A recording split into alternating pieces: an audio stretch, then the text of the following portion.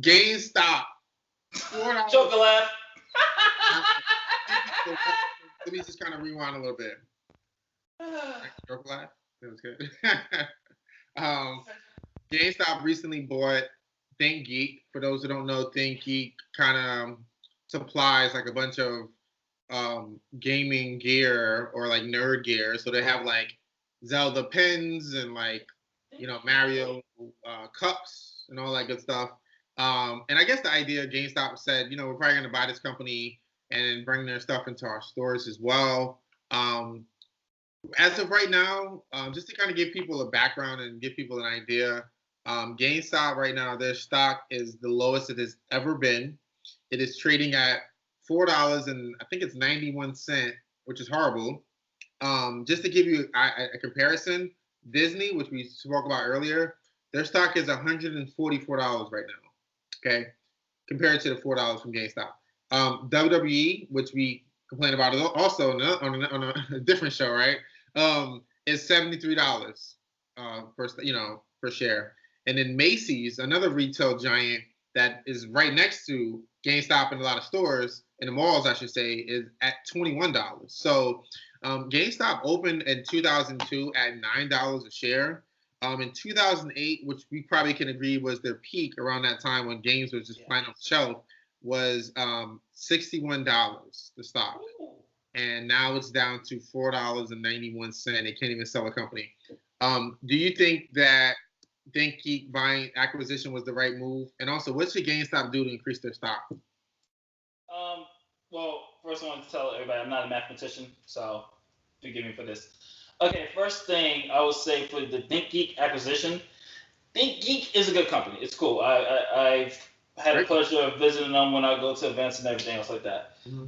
For GameStop to spend money to kind of, I guess it's more easier to buy them out. That way you're not licensing whatever or paying a fee for them to be in the store or vice versa. So it's a smooth partnership. I noticed GameStop's change when I went like a couple of years back because I haven't stepped foot in GameStop. I'm like, there's more apparels than anything. Yep, a lot of apparel. And what GameStop needs to do, honestly, I mean, it's not going to work, but I'm just saying what they should have done a while back, they should have been in Epic Game Store's shoes. They should have put themselves on a digital distribution platform. Yeah. No one's really buying physicals anymore. And it doesn't help that your practices every time I go there and I'm asking for a new game, you're trying to give me a used game. That's another reason why people are stopping going in. No one wants to be, hey, right. Yeah, give me this new, give me the new. Do you want it used? I just said give it to me new. Why are you trying to get? Why would I buy a used game when I want it new? No. So it's. Hey, I just went in there recently to buy my new PS4 controller because my PS4 controllers keep breaking. That's another story. Mm-hmm. And I didn't really feel like ordering on Amazon, and so I said, let me just walk in. And they were trying to sell me like a used controller, and I'm like, no, like I need a brand new controller because my used controllers don't work. That's why I'm buying a brand new one. But I think this for me, and we're gonna go overtime with this one as well, is so satisfying. This company treats their employees like garbage. Yes, they do. I didn't work there before, but if you don't believe me, go to YouTube. Right after you watch this video, go watch some other videos about how they talk about what the actual employee story. I have friends that work there as well. Yeah, me too. Yeah, they forced that on us. They forced the used games because that's where they really make their money. In addition to that, I've never seen so usually if a company treats their employees like garbage, they treat their customers like kings or queens. This company treats the customers like garbage too. You know how many times I went there, sold a pretty new game that was, a game that came out 2-3 months ago for, $50, $60. And I'm like, hey, here's trading. They're like, oh, $5. I'm like, I remember one time I sold like, I think it was like Madden or something like that. And it was like this year's Madden, but the new one was coming out like 3 months or whatever, right? And I was broke, but it's like when I was in my 20s. And I'm like, damn, I need to sell this Madden. Yo, they was like 50 cents for Madden. I was like, 50 cents? He was like, yeah, because sports games don't sell. I'm like, so why are you selling it for $40 on the shelf? You buy it from me for 50 cents and you sell it for $40? You're full of it. So this company has been creating so much bad karma.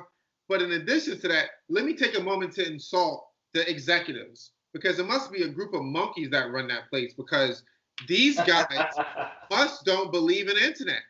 All right, when the whole world is like, internet's coming, it's next, download games. Hey everybody, we're gonna play games online. GameStop is like, nah, ain't nobody doing that. Everybody just gonna buy physical. Now you do have that vocal minority, Justin, that says, I'm only gonna buy a disc. You know, the DLC, I'm gonna be locked out of the company, I'm gonna be locked out of my digital content one day, and I don't really own it. You have these guys that say that, right? There's probably 5% to 10% of the population that says that, right? And those guys are very vocal, right? Guess what, guys? I can still play my games that I downloaded 10 years ago. So calm down. Anyway, like you said, they should have let me give them some free advice. All right.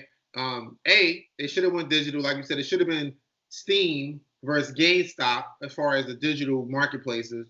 But in addition to that, I remember years ago, probably about 10 years ago, they partnered with Capcom to do a Street Fighter tournament, and I started to think to myself like, GameStop should have become a neighborhood, a community where you don't fire all these people all the time, so you have the same employees in there, so it's not a lot of turnover. So when I come in and I see Jim, I say, hey Jim, how's it going? I haven't seen you in a couple months. Hey, guess what? I beat this new game. What do you recommend?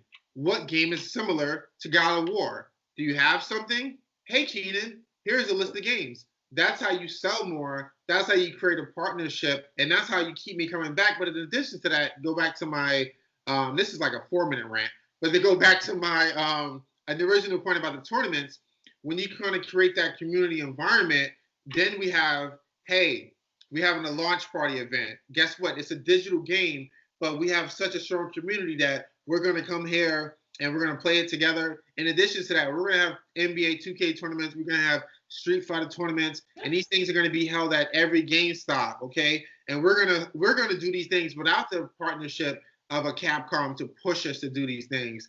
And then my last little point that I would make if I was them, I think that they should have really partnered with some of the indies. Now, there's GameStops in every community, right? In every city, every state. There's indie developers in every community, every state.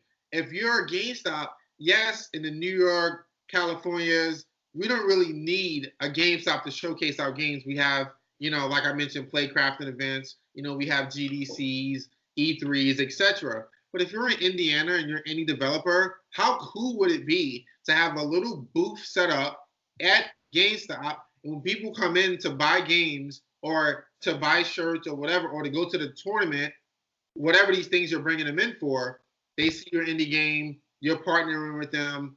They could have done so many different things to bring more bodies and eyes to that store. Now they're trying to sell merchandise, which half the store was merchandise, Justin, when I went there. But it was like, dude, it's too little too late. I went to GameStop to buy a controller, and guess what? Probably not going back anytime soon. I want to say one more thing before we go. Right, go for it. What they also could have done, knowing that digital's taken over, partner with the big AAA companies, and you kind of, it's called GameStop, right? So change your whole business model, make it a type of, a place for kids to go during the day. Yeah. And then at night, it could be like a gaming lounge where the adults can play the new games, set up with the systems, charge drink, like turn it into an actual lounge. We have something in New York called VR World. And it's a virtual reality lounge. Like you go there, there's drinks at the, you get to get drinks at when it's prime time. You can sit down, play some VR games.